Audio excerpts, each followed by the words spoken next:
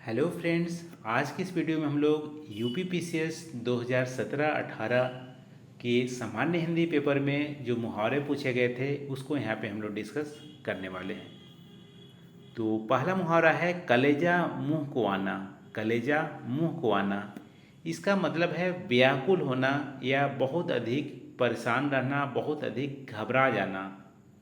वाक्य में ऐसे प्रयोग कर सकते हैं, जब मेरा शेयर मार्केट में एक ही दिन में 1 लाख से ज़्यादा नुकसान हुआ तो मेरा कलेजा मुंह को आ गया। मेरा कलेजा मुंह को आ गया या मैं बहुत घबरा गया। दूसरा मुहावरा है दिन में तारे दिखाई देना। दिन में तारे दिखाई देना इसका मतलब है बहुत अधिक घबरा जाना। ठीक है, दिन में तारे दिखाई देना मतलब बहुत अधिक घबरा जाना।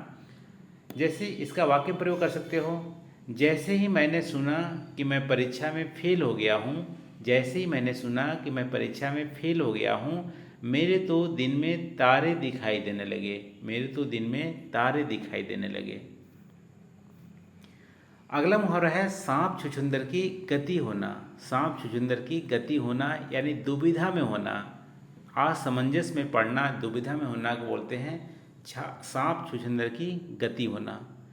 जब भी कोई आप कार्य करोगे तब पर भी परेशानियां हैं, ना करोगे तब पर भी प्रॉब्लम है, दोनों साइड से आपका नुकसान होता है, तब वहाँ पे हमारी दुविधा की सिचुएशन होती है। ठीक है, तो इस संदर्भ में हम सांप छुछुंदर की गति होना हम यूज करते हैं। जैसे मान लो किसी का प्रमोशन बहुत मुश्किल से कराया है, ठीक है, लेकिन प्रमोशन कराया तो प्रमोशन के साथ उसको ट्रांसफ़र ऑर्डर भी निकल गया। यदि वो प्रमोशन एक्सेप्ट करता है तो ट्रांसफ़र भी लेने पड़ेंगे, यदि एक्सेप्ट नहीं करेगा तो प्रमोशन जाएगा। तो दोनों साइड में यहाँ पे दुविधा है। तो आप बोल सकते हो कि इस सिचुएशन में उसकी सांप छुछुंदर की गति हो गई है। कुछ भी कर रहा है लेकिन एक तरफ उसको नुकसान ही है, दोनों तरफ से फ़ायदा नहीं है।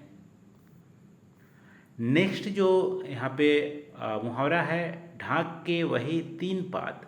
ढाक के वही 3 पात इसका अर्थ है सदा एक जैसा रहना, सदा एक जैसा रहना।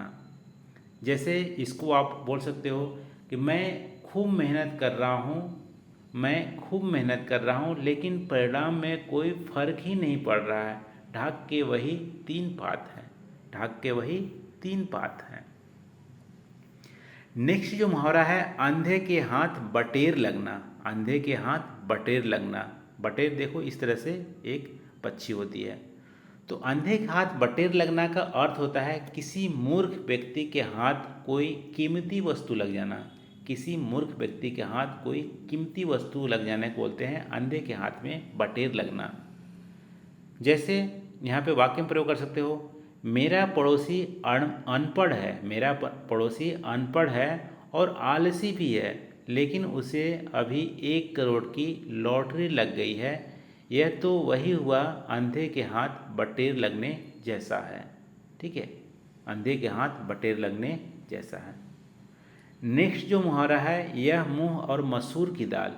यह मुंह और मसूर की दाल इसका मतलब है योग्यता से अधिक पाने की इच्छा रखना। योग्यता से अधिक पाने की इच्छा रखना को बोलते हैं यह मुंह और मसूर की दाल। वाक्य में ऐसे प्रयोग कर सकते हैं, तुम तो 12वीं फेल और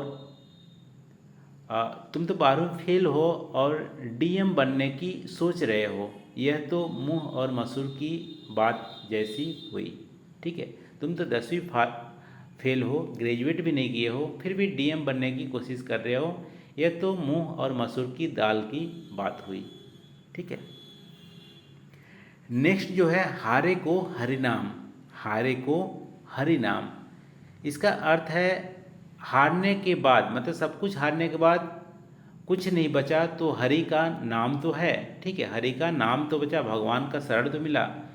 तो इसको इस संदर्भ में बोलते हैं सब हारने के बाद कुछ अनुभव प्राप्त हुआ, कुछ तो मिला, तो इसको बोलते हैं हारे को हरिनाम।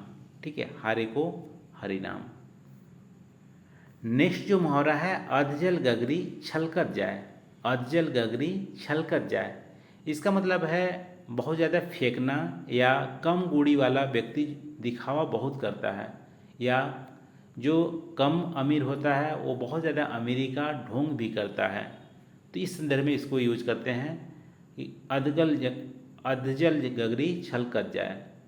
जैसे आप बोल सकते हो मेरा पड़ोसी खुद तो 10वीं फेल है, मेरा पड़ोसी खुद तो 10वीं फेल है, लेकिन बातें ऐसे करता है जैसे पीएचडी कर रखी है, बातें ऐसे करता है जैसे कि पीएचडी कर रखी है। अधजल गगरी छलक जाए वाली सिचुएशन है। नेक्स्ट जो मुहावरा है हमारा, बिंद गया सो मोती रह गया सो सीप, बिंद गया सो मोती रह गया तो सीप। इसका मतलब है जो है उसी से संतोष करनी चाहिए, ठीक है, या जो वस्तु काम आ जाए वही अच्छी है, बाकी जो बच गया वो हमारा सीप है, पत्थर जैसा है, ठीक है। जो वस्तु है उसी संतोष करनी चाहिए, या जो वस्तु है उसी से, जो वस्तु है उसी, जो वस्तु है काम आ जाए और जो बच गया वो हमारा एक तरह से पत्थर जैसा मान लो। तो इस संदर्भ में इसको यूज करते हैं, बिंद गया सो मोती रह गया सो सीप।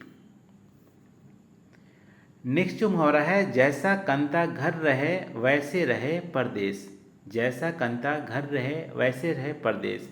इसका मतलब है निकम्मा आदमी, ठीक है, निकम्मा आदमी घर रहे या बाहर रहे कोई अंतर नहीं पड़ता, निकम्मा आदमी घर रहे या बाहर रहे कोई अंतर नहीं पड़ता। इस संदर्भ में यूज करते हैं, जैसा कंता घर रहे वैसे रहे परदेश। इसका मतलब है, इसको वाक्य में ऐसे प्रयोग कर सकते हो कि कुछ जो हमारे ऑफिस होते हैं वहाँ पे कुछ ऐसे कर्मचारी होते हैं जिसको रहना और ना रहना दोनों से ऑफिस के कामकाज में कोई फर्क नहीं पड़ता, तो उसको बोलते हैं जैसा कंता घर रहे वैसे रहे परदेश, ठीक है। तो थैंक यू दोस्तों, आज हम लोग यहाँ पे 2017-18 में जो मुहावरे पूछे गए थे सामान्य हिंदी यूपी पीसीएस के पेपर में, उसको यहाँ पे डिस्कस किए। वीडियो कैसी लगी आप कमेंट करके जरूर बताना, और यदि चैनल को सब्सक्राइब नहीं किया है तो काइंडली आप ज़रूर सब्सक्राइब कर लीजिए।